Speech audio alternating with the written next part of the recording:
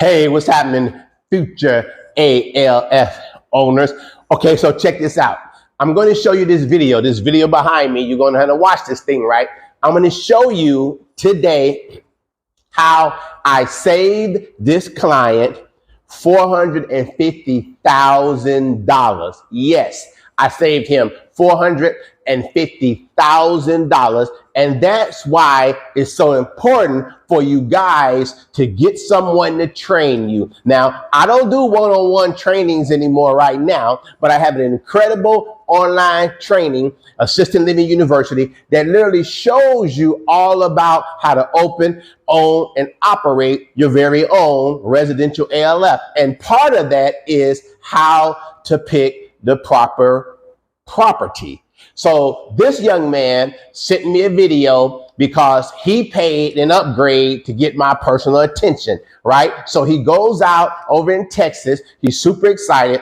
He's looking at this house and he's going to buy this house, brand new, absolutely beautiful home. If you're looking for a residential ALF, this is absolutely amazing. It's a 4-bedroom because he wants to get licensed for 8. So it's a 4-bedroom home. It's got 3 baths, 2 full en-suites, and then a half bath. He got more than enough space to get 7 to 8 residents in this home. And he was very, very excited about it, and was brand new, never lived in, just been built. The builder was all excited about what he was going to do. The builder promised him that the vacant lot that's right next door to his property, he was going to also build another home just like the one he built on that property. So it sounded good. It looked good. We did a 6x6 grid.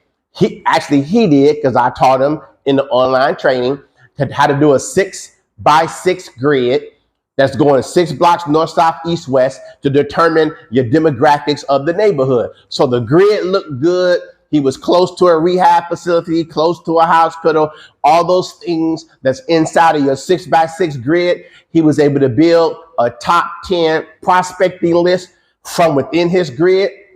So he was excited that he realized that inside of this grid, going 6 blocks north, south, east, and west, he could literally fill that house. I mean, this kid was on it. He's a young man, about 31 years old. I'm pretty excited for him. He is on it. So he shows this house to me. He's super, super excited. He goes all in the inside. He's checking out the cabinets and the kitchen and the water drip, hardwood, beautiful countertop and the long cabinets and the beautiful gold fixtures and the big lights, what do you call it? A ceiling light and a chandelier, and it's just absolutely looking beautiful. He's checking out the space. He goes to the backyard. He's checking the backyard out. The fence is all the way around. He's already imagined where his residents can go and sit and relax. He see a few things that he needs to change, like put a ramp on the backyard patio so the residents can walk down to the yard, no problem. The builder said he'll do it. He also needed a little ramp in the front because it was like 1 step there. The builder said, no problem. I'll go ahead and pour some concrete, get you a nice ramp with the right pitch. Again, the reason this student knows how to communicate like this to this builder is because he's an ALU student. He understands what must be done because he actually has the online training, and in that training, he's taught how to identify property. It's called Pit Stop, Property Identification Tour. He's taught how to identify a property, so he knows what to tell this builder about how to make this thing perfect for his usage. You understand what I'm saying? That is why, let me take a pause here. That is why you need to get training.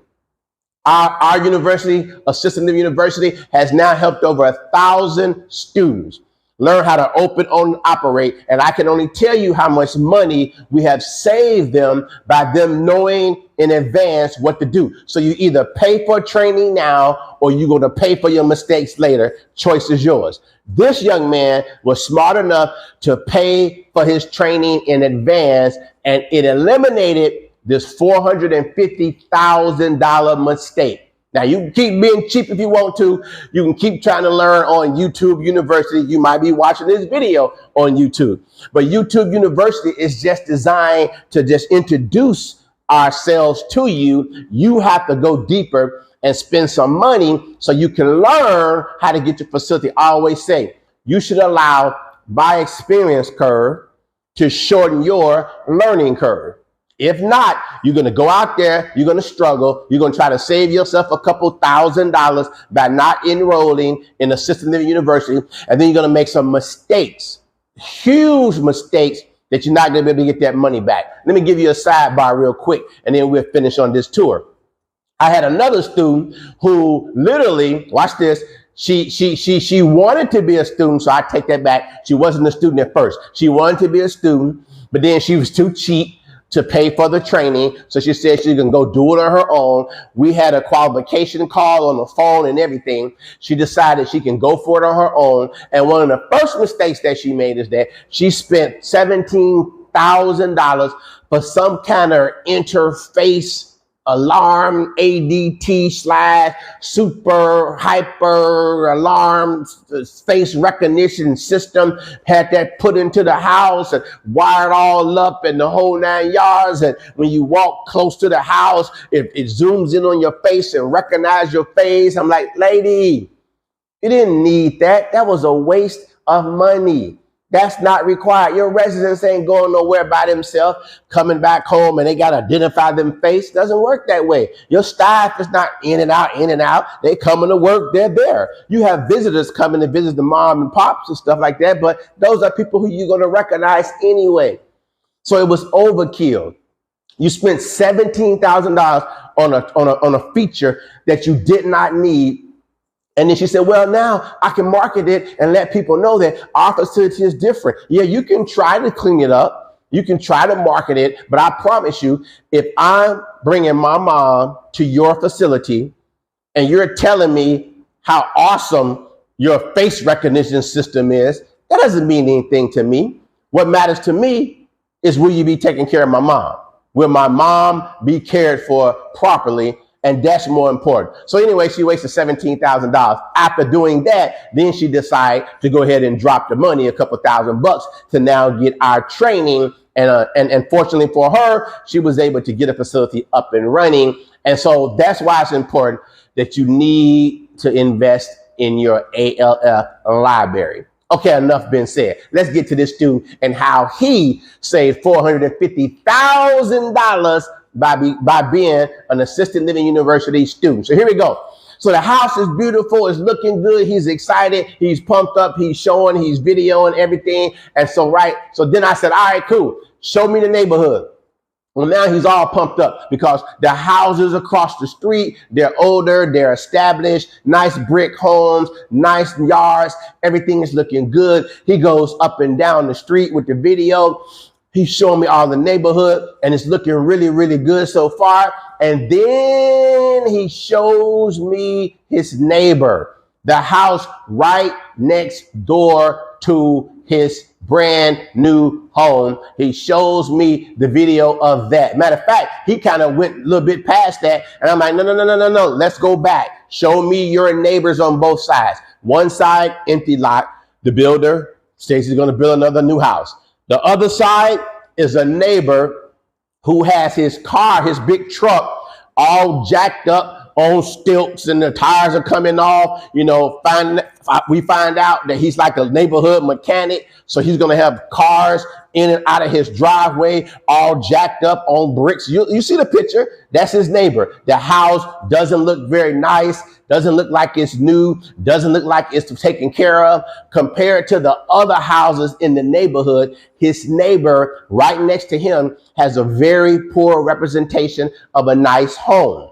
And then I said, okay, show me. That's terrible, man. You can't open up a facility there. That ain't going to work. How you going to convince me to put my mom in that facility? Then he shows me the neighbor next door to that neighbor. It's an abandoned home. It's vacant. It's half boarded up. People are in and out of there. Ain't no telling what's happening inside of that place. So what happened was He got really excited, and then he thought that, oh, that's no big deal. The rest of the neighborhood is awesome. We can get this thing up and running, and then, you know, maybe this neighbor will move. Maybe I'll go talk to him about his cars. And he was really, really excited because the builder was giving him this great deal. Was going to do like this builder financing thing. So we was going to get in it for a little or no money. And I told him, I said, that the reason why the builder is so excited for you, especially as a veteran, to buy this home is because he's probably having a tough time selling it because of the neighbors. Neighborhood is important. The rest of the neighborhood was amazing. But for somehow, those two homes are stuck right there on the same block as your home. And the way the interest works is that there's only one way they can get in. When people come by and they're potential looking at moving mom into your place, and when they turn that corner, the first thing they're going to see is the abandoned house, the neighbor with all the cars in the driveway, all tire flats and all jacked up, and then your house. That's not going to sell them on bringing their mom. They're not going to bypass all these other beautiful homes, and they're going to say, well, it's okay. The house is absolutely beautiful. The neighborhood is absolutely beautiful. But those two houses, I'm not sure. That will cause difficulty in you getting your home filled. Because I wouldn't put my mom there. I wouldn't be comfortable bringing my mom to this beautiful home, seeing how the neighbor right next door function with their lifestyle. See, I'm telling you, your neighborhood is important. The location of where you put your home is very important. That is why you need to understand when you're looking for a home to put a facility in, you're not looking for a home for yourself. You're looking for a home that can put your business in. And so your curb appeal is very important. Your neighborhood is very important because you're asking people to entrust you in caring for their parents in that home, in that neighborhood. So this young man was very disappointed because the builder was really working with him, and the builder was going to hook him up with all these incentives and this, that, and that. And I'm like, hey, man, all that is great. If you want to buy the house for your personal residence and move in there and then hang in there and watch the neighborhood evolve, and maybe the neighbor will move one day and all that, that's cool. But that's not a spot for you to try to open up your first residential ALF. And so as disappointed as he was, he took my advice because he was a student. He was a VIP student. So he took my advice, did not purchase that home, and that literally saved him $450,000. You say, well, how can I say I saved him $450,000? Because that's what the house cost. And it would have been difficult for him to fill that house. He would have been struggling to make that mortgage payment on that property and get that house filled because of the neighbors. And it was out of his control. There was nothing that he was going to be able to do about that neighbor. He was not going to be able to go next door and tell that neighbor, hey, I'm putting an assisted living next door. Can you please stop working on cars in your driveway? Can you please put some new siding on your home? Can you please take care of your yard? He can't do that.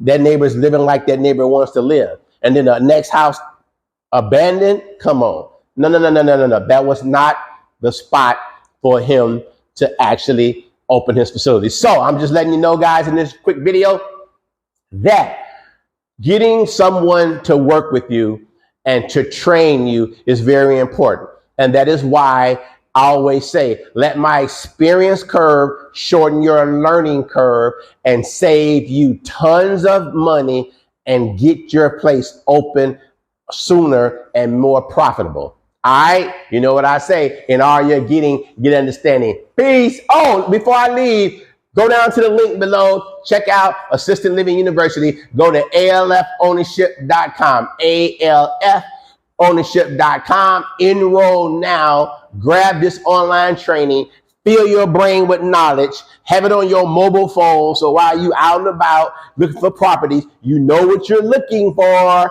because you understand what you're trying to do, and that'll save you a boatload of money. All right, God bless you.